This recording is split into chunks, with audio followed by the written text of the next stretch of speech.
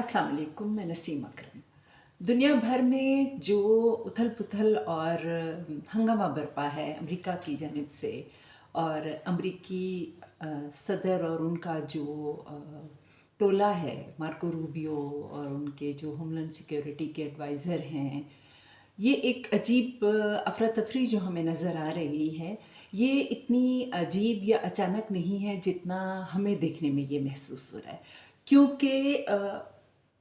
21वीं सदी के आगाज़ से और चाइना का जो इकोनॉमिक राइज़ है, उसने वो बुनियादें फ़राहम की हैं जिन पर आज हमें दुनिया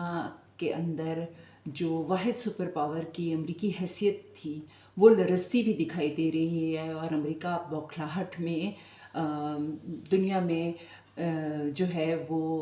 ऑपरेशंस करता फिर रहा है और ग्रीनलैंड पर कब्ज़े की या उसे हथियाने की बात कर रहा है। तो इसको थोड़ा-सा समझने की कोशिश करते हैं कि इस वक़्त अमेरिका की ये जो बौखलाहट है, दर हकीकत उसके मेरे नज़दीक क्या अवामिल हो सकते हैं। ये एक पेचीदा और तवील टॉपिक है, तो इस पर मैं कोशिश होगी मेरी कि एक से ज़्यादा हिस्सों में मैं ये वीडियो बनाऊँ। आज मैं इसका पहला हिस्सा आपके सामने रखना चाहती हूँ। दर हकीकत ये जो इस वक्त अमेरिका अब दुनिया में ऑपरेशन कर रहा है, ये अमेरिका मैं इसे अमेरिका का एक integrated comprehensive and ongoing date control operation समझती हूँ। क्योंकि अमेरिका जो है वो उसकी जो ग्लोबल इकोनॉमी पर उसकी जो हेजेमनी थी, उसका जो कंट्रोल था, उसकी जो सुप्रीमेसी थी, 21वीं सदी के आगाज़ में और 2008 के ग्रेट रिसेशन के बाद दुनिया को एक अल्टरनेट ग्लोबल इकोनॉमिक सिस्टम की जो अहमियत थी उसका बहुत ज़्यादा एहसास हुआ और चीन की क़यादत में उभरते हुए नए इकोनॉमिक जाइंट ने जो है इसके हवाले से दुनिया के सामने एक मुतबादिल पूरा एक प्रोजेक्ट रखा, एक पूरी स्ट्रेटजी रखी जिसके दौरान उसने सबसे इसका अहम जो संग मील था वो 2013 में प्रेसिडेंट जी जिनपिंग के की तरफ से बेल्ट एंड रोड इनिशिएटिव का ऐलान था। इस प्रोजेक्ट के तहत मल्टी ट्रिलियन डॉलर प्रोजेक्ट जो थे वो बनाए जाने थे, जिनके ज़रिए एशिया, यूरोप, अफ्रीका और को आपस में कनेक्ट करना था और ये एक वास्ट नेटवर्किंग जो है उसका प्रोजेक्ट था, जिसके ज़रिए फ़िज़िकल एंड डिजिटल इंफ्रास्ट्रक्चर्स की तामीर होनी थी। और ये प्रोजेक्ट इस वक्त दुनिया के 150 से ज़्यादा मुल्कों में जो है वो फैल चुका है, काम कर रहा है, यानी इस पर काम हो रहा है। ये चाइनीज़ इनिशिएटिव जो है दर हकीकत चाइना की हिस्टोरिकल जो एक उनके ट्रेड रूट्स थे सिल्क रूट के नाम से, ये उसी सिल्क रूट की हमें जदीद 21वीं सदी में जदीद शक्ल नज़र आई है और इसके ज़रिए अमेरिका ने अपने मैरीटाइम और जो बेल्ट एंड रोड है उसको दुनिया भर में एक नेटवर्क की तरह फैलाया है और इसी के ज़रिए one of the largest infrastructures and investment project जो हिस्ट्री ऑफ मैनकाइंड में है वो शुरू हुए हैं। It has since expanded to, अब ये इस वक्त 150 कंट्रीज़ तक फैल चुका है across Asia, Africa, Europe and Latin America. ये लैटिन अमेरिका तक बेल्ट एंड रोड इनिशिएटिव का और बेल्ट एंड रोड प्रोजेक्ट्स का पहुंच जाना ही दर हकीकत हमें आज की जो अमेरिकन जो क़यादत है और जो फैसला साज हैं और अमेरिका के जो डीप स्टेट है उसकी बौखलाहट जो हमें नज़र आ रही है वो दर हकीकत चीन की جو ہے یہ اکنامک جو اس کا پروجیکٹ ہے اس کی لیٹن امریکہ تک اتنی جو واسٹ اس کا پھیلنا ہے وہ اس کی وجہ ہے. چین نے اپنے بیلٹ اینڈ روڈ انیشیٹو اور جو اس کا اکنامک پروجیکٹ تھا اور ویژن تھا اس نے صرف انفراسٹرکچر جو ہے فزیکل انفراسٹرکچرز تک محدود نہیں رکھا. اس نے ایک الٹرنیٹ اکنامک سسٹم دیا ہے دنیا کو, جس کے دوران اس نے امریکہ کی جو یونیپولر ورلڈ تھی, جس کے اندر امریکہ دنیا بھر کے جو اس کے انٹرنیشنل آرگنائزیشنز تھیں, UN تھی, IMF, world bank, G7 countries, وہ ان سب کو لیڈ کرتا تھا. اور وہاں پر مور اور لیس ویسٹرن اور امریکی مفادات کے حوالے سے کسی بھی لچک کا مظاہرہ نہیں کیا جاتا تھا. اور دنیا کے جو دیگر ممالک تھے, جو کمزور ممالک تھے, جن کی اکانومیز اتنی طاقتور نہیں تھی, ویل ڈیولپ نہیں تھی, جو کالونائز رہ چکے تھے, اور جو پیریفری کے جو ان کی دنیا کے جو ورلڈ اکانومی ہے اس میں وہ پیریفری کے طور پر ایک مارجنلائزڈ سیگمنٹ آف گلوبل جو ہمارا وہ ہے ایک سیٹ اپ ہے, اس میں وہ ایک مارجنلائز نیشنز کے طور پر کہیں پیچھے رہ گئے تھے. تو چائنا نے جو اس کا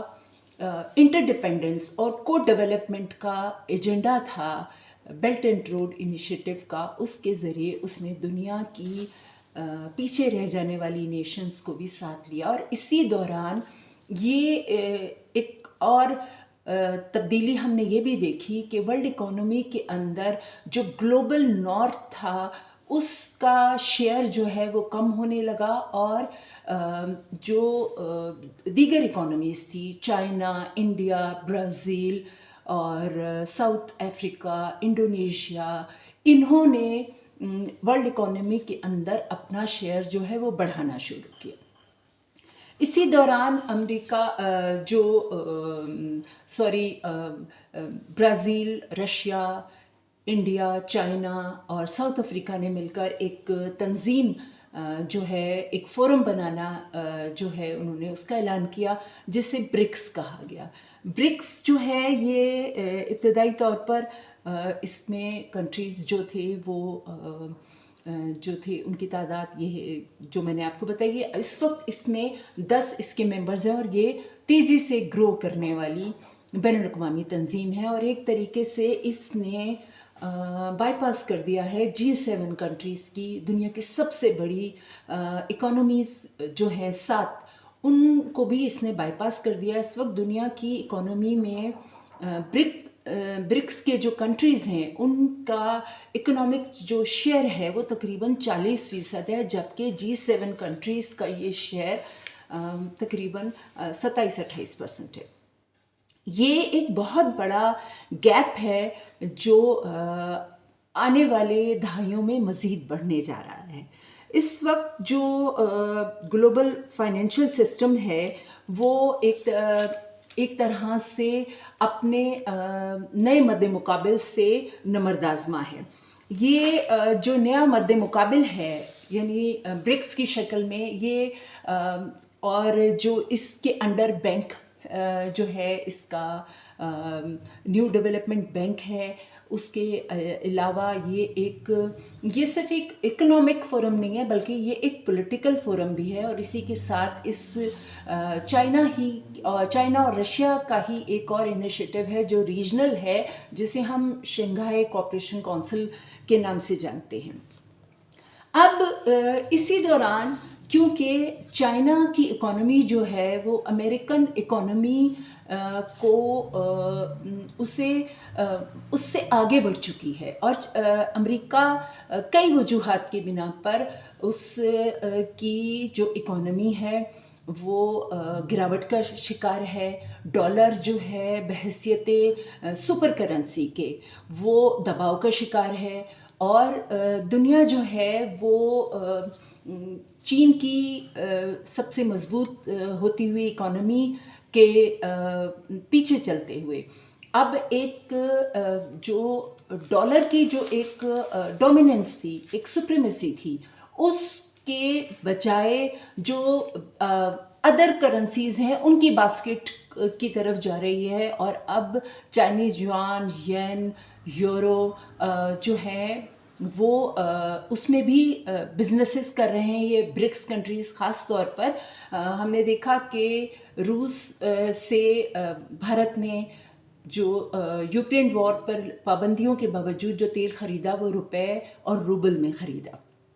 اسی طرح سے یو اے ای اور سعودی عربیہ جو اپنے سب سے بڑا ان کا اب جو کسٹمر ہے اس وقت آئل کا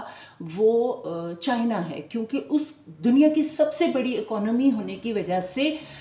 دنیا کے آئل کا سب سے بڑا حصہ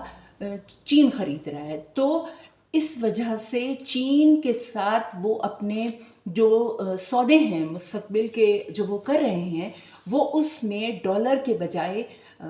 چائنیز یوان اور دیگر کرنسیز کی طرف بھی جا رہے ہیں. یہ آٹومیٹیکلی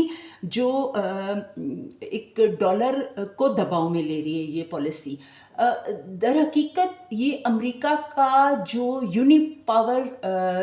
ہونے کا ان کا ایک اسے کہیں کہ ایک سٹیٹس تھا، وہ یہ خود چیلنج ہوا ہے امریکہ کی پالیسیز کی وجہ سے. امریکہ نے واحد سپر پاور کی حیثیت سے دنیا کے وسائل اور معاملات کے حوالے سے جو یک طرفہ اور دھونس پر مبنی اور نہایت غیر منصفانہ پالیسیز اپنائی، اور اس نے ویپنائز کیا ڈالر کو، اس نے سینکشنز لگائی اپنے مد مقابل کنٹریز کے خلاف، اپنے مخالف کنٹریز کے خلاف. اس نے کانفسکیٹ کیا ایسٹس کو. یوکرین وار کے دوران ہم نے دیکھا کہ یورپ نے اور یو ایس نے رشین جو ایسٹس تھے ان کو کانفسکیٹ کرنے کا اعلان کیا. اور اسی طرح سے جو 2008 کا گریٹ ریسیشن تھا اس کے تجربے سے سیکھ کر بھی دنیا نے یہ دیکھا، ان کو پوری دنیا میں جو امریکہ کے مد مقابل اکنامک ایک جو بلاک ہے وہ ابھر رہا تھا، اس کو یہ پوری طرح سے اس چیز کا احساس تھا کہ امریکہ کی جو ایکسپلوئٹیٹو ڈالر پالیسی ہے اور اس کا جو ایک سینکشنز کا ایجنڈا ہے جس کے ذریعے وہ اپنے مقابلے میں کسی بھی آرگنائزیشن کو، کسی بھی فورم کو، حتیٰ کہ سیکیورٹی کونسل میں اپنے ویٹو کے پاور کے حق کو استعمال کر کے وہ دنیا بھر میں من چاہے فیصلے کرنے پر ممالک کو مجبور کر دیتا ہے. یہ وہ سسٹم ہے، ایک آلٹرنیٹ ڈالر کے کو ایک ٹرانزیشن ہو رہی ہے، دنیا ایک ٹرانسفارم ہو رہی ہے ایک ایسے سسٹم کی طرف جس میں وہ ڈالر کو ڈسپلیس نہیں کر رہی، بلکہ وہ ڈالر کے علاوہ دیگر جو بین الاقوامی کرنسیز ہیں ان کو اس میں جو ہے وہ بزنس کر رہی ہے. اور اس کی وجہ سے جو دنیا میں ڈالر کا share of foreign exchange reserves تھا وہ 1999 میں وہ 71% تھا، اس وقت یہ شیئر 58% ہے 2024 کے اعداد و شمار کے مطابق. 2025 میں یہ مزید کچھ کم ہو چکا ہے. یعنی دنیا بھر میں ڈالر جو ہے وہ اس وقت جو ہے وہ بہت چیلنج کا سامنا کر رہا ہے دیگر کرنسیز کی طرف سے. اسی کے ساتھ چائنا کا جو multi layered ecosystem of alternate payment ہے، اس نے جو دنیا کا فائنینشیل سسٹم ہے جس کے ذریعے دنیا میں ہونے والی معاشی سرگرمیوں اور ممالک کے درمیان ہونے والی معاشی سرگرمیوں کی ادائیگیاں ہوتی ہیں، اس کے حوالے سے ایک بالکل ایک علیحدہ ایسی اسٹریم لائن جو ہے وہ اس کو ایکٹیویٹ کر دیا ہے، جس نے انٹرنیشنل بینکنگ سسٹم جو ویسٹ کے انڈر کام کرتا تھا اس کو رفتہ رفتہ ارریلیونٹ کرنے کی طرف جو ہے وہ قدم بڑھا دیا ہے۔ یہ وہ ساری چیزیں ہیں جس نے یہ ایک ایسا چیلنج امریکہ کے سامنے کھڑا کیا ہے کہ امریکہ نہ صرف اکانومی کے محاذ پہ بلکہ اس کے جو ملٹری مفادات ہیں ان کو بھی چیلنج اسے محسوس ہو رہا ہے، اور وہ چھٹپٹا کر کبھی گرین لینڈ کی طرف دوڑتا ہے، کبھی کینیڈا کو اپنی 51 اسٹیٹ بنانے کی بات کرتا ہے، کبھی وہ پاناما کنال کو واپس ہتھیانے کی بات کرتا ہے۔ یقیناً 2026 ایک بہت ڈیفائننگ سال ہونے والا ہے، جس میں جو یہ اکنامک ٹینشن ہے دنیا کے، ایک